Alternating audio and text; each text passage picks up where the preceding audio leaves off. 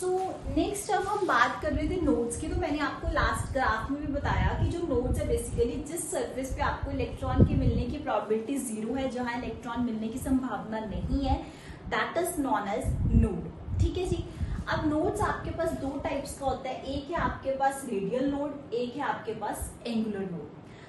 अब याद रखना इस तरीके से, जैसे रेडियल है, रेडियल मान के चलो जैसे रेडियस से आया, ठीक है, और रेडियस किसका होता है, स्फीयर का होता है, और स्फीयर किस ऑर्बिटल की शेप थी, उसकी एस की थी।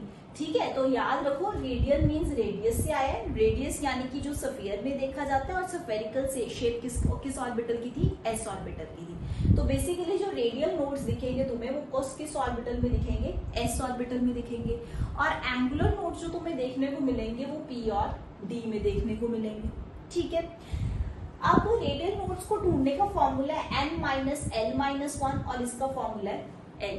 अगर आपको पूछा जाए टोटल नोड्स बताओ, तो आपको दोनों को क्या कर देना, ऐड, इसका रेडियल का n minus L minus one plus L minus L plus L cut हो गया, ये आपके पास टोटल नोड्स का क्या आ गया, फॉर्मूला आ गया, that is n minus one. ठीक है, अब मान के चलो लेट्स से आपके पास तीन है, 1s 2s 3s।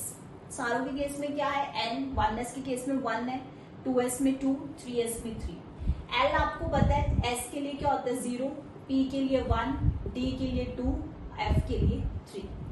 अब अगर मैं रेडियल नोड्स की बात करूं 1s के केस में, आपके पास रेडियल नोड्स का फॉर्मूला क्या है, n minus L minus one. 1s की बात है, n 1 है, l 0 है, माइनस 1, 1 माइनस 1 0, 0 माइनस 0 0। 2s के केस में देखो तो आपके पास क्या आएगा, n minus L minus one, n आपके पास क्या है 1, n आपके पास 2 है, 2s का केस कर रहे हैं ना, तो n आपके पास 2 है, l आपके पास 0 है, 2 माइनस 0 2, 2 माइनस 1 1। तो रेडियल नोड आ गया, एंगुलर नोड आ गया। और आपको पता है जो एंगुलर नोड्स है वो वैसे भी p और d में ही देखे जाते हैं, तो आप देख भी सकते हो एंगुलर नोड्स का जो है ढूंढने का फॉर्मूला वो है l, और इस केस में तो l वैसे सारों में 0 है, तो एंगुलर नोड्स भी क्या होंगे, 0 होंगे, कोई भी एंगुलर नोड नहीं होगा। ठीक है, फिर अगर मैं बात करूं p ऑर्बिटल में, तो मैंने एग्जांपल लिया सिर्फ 2p और 3p, तो आप नंबर 4p के लिए भी ढूंढ सकते हो, 5p के लिए भी ढूंढ सकते हो, एंड सो ऑन। अब अगर 2p के लिए बात करूं तो आपके पास जो n है वो कितना है 2, और p के लिए जो l है दैट इज 1। अगर इस केस में मैं रेडियल नोड की बात करूं तो रेडियल नोड आपके पास है n minus L minus one, 2 minus 1 minus 1 that is 2 minus 1 1, 1 minus 1 0। और एंगुलर नोड जितना l है उतने एंगुलर नोड होंगे। लेकिन अब 3p के लिए अगर हम चेक करें, यहाँ आपने चेक करा रेडियल नोड 0 आया, लेकिन 3p में क्या रेडियल नोड आ रहा है।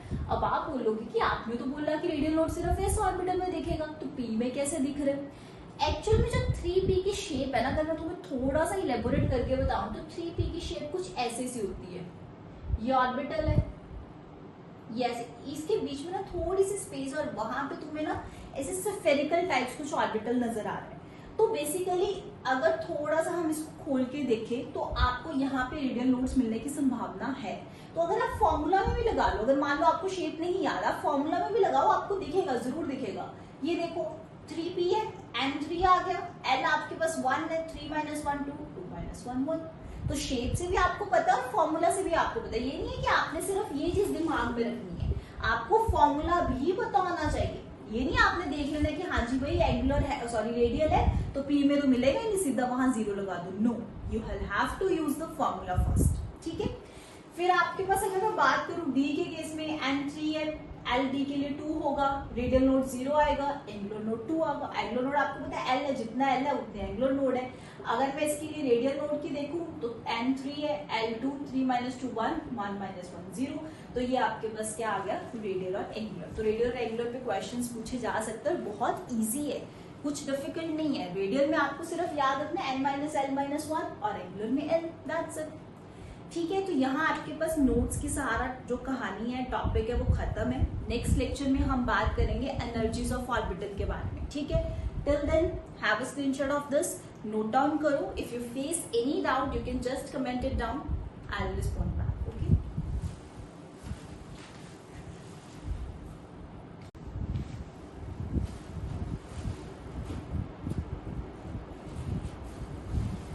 सो नेक्स्ट अब हम बात करेंगे शेप के बारे में। शेप के बारे में मैंने आपको बता दिया कि जो एस है वो स्फेरिकल है, पी डम्बल है और डी जो है वो डबल डम्बल शेप्ड है, ठीक है। तो अब क्या चीज है कि जो ऑर्बिटल्स हैं बेसिकली हमें ये बता रही है कि जो इलेक्ट्रॉन के मिलने की ज्यादा प्रोबेबिलिटी है वो कहाँ पे है, किस लोकेशन पे, राइट। तो जब हमने लास्ट श्रोडिंगर इक्वेशन और क्वांटम मैकेनिकल मॉडल के बारे में पढ़ा था तो हमने देखा था कि probability of finding the electron को हम डिनोट करते थे ये साई के साथ, साई दिस सिंबल, राइट। तो अगर हम ग्राफ देखें साई स्क्वायर और रेडियस का, रेडियस मतलब वो न्यूक्लियस से कितना दूर है इलेक्ट्रॉन, तो उसको हम मेजर कर रहे हैं नैनोमीटर्स में। तो वो हम क्या देख पा रहे हैं कि 1s का ग्राफ कुछ ऐसा आता है, 2s का कुछ ऐसा आ रहा है। आप क्या देख पा रहे हो 2s में, पहले इस केस में प्रोबेबिलिटी बहुत ज्यादा है, देन यहाँ पे 0 है, फिर बढ़ जाती है और फिर 0 है। अब क्या चीज है कि जिस केस में आपकी जिस पॉइंट्स पे साई की वैल्यू 0 आ रही है तो उसको हम बोलते हैं नोड्स, वहां पे इलेक्ट्रॉन के मिलने की प्रोबेबिलिटी 0 है, ठीक है। वो नोड्स के बारे में हम नेक्स्ट डिटेल में डिस्कस करते हैं। उससे पहले आप ये जान लीजिए कि जो एस ऑर्बिटल है वो आपको पता है कि वो जो है वो स्फेरिकली सिमेट्रिकल है। जैसे जैसे एन की वैल्यू बढ़ेगी, जैसे मान लो कि 1s है, 2s है, 3s है, अब आप क्या देख पा रहे हो यहाँ पे n 1 है, यहाँ 2 है, यहाँ 3। जैसे जैसे n बढ़ेगा साइज भी बढ़ेगा और एनर्जी भी बढ़ेगी, ठीक है जी।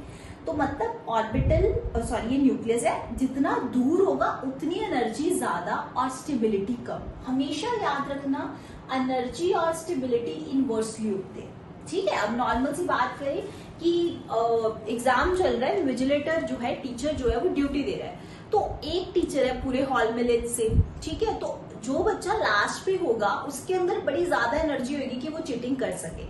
तो मतलब जितना न्यूक्लियस से साइज बढ़ जाएगा, ऑर्बिटल दूर होगा, उतनी उसकी एनर्जी ज्यादा और स्टेबिलिटी क्या होगी, कम होगी। स्टेबिलिटी उतना वो बच्चा टिक के नहीं बैठेगा, वो ज्यादा इधर उधर देखेगा। तो उस कॉन्टेक्स्ट में आप याद रख सकते हो कि जितना न्यूक्लियस से दूर है ऑर्बिटल उतनी उसकी एनर्जी ज्यादा है और स्टेबिलिटी क्या है, कम। तो जैसे जैसे एन बढ़ेगा साइज भी बढ़ेगा, एनर्जी भी बढ़ेगी। अब अगर पी ऑर्बिटल की बात करें तो हमें पता है 3 ओरिएंटेशन है, px, py, pz। देखा जाए तो तीनों की जो एनर्जी है वो इक्विवेलेंट है, सेम है, साइज सेम है, सारे डंबल शेप है, शेप सेम है, एनर्जी सेम है। लेकिन अगर मैं यहाँ पे एक आपसे बात करूँ 2p की और एक साइड पे एक आपसे बात करूँ 3p की, अब इन दोनों में से मैं आपसे पूछूं किसका साइज ज्यादा है, तो जिसका n ज्यादा है उसका साइज क्या होगा, ज्यादा होगा, ठीक है जी। Similarly with the case with the d orbital, अगर मैं आपसे बात करूँ 3d और 4d की, तो दोनों में से जिसका n ज्यादा उसकी साइज भी ज्यादा और एनर्जी भी ज्यादा। तो ये जो कॉन्सेप्ट है n बढ़ने से साइज बढ़ना, एनर्जी का बढ़ना और एनर्जी बढ़ने से स्टेबिलिटी का कम होना, this is what you must know, ठीक है जी। Note this down and then I will be starting with the next one.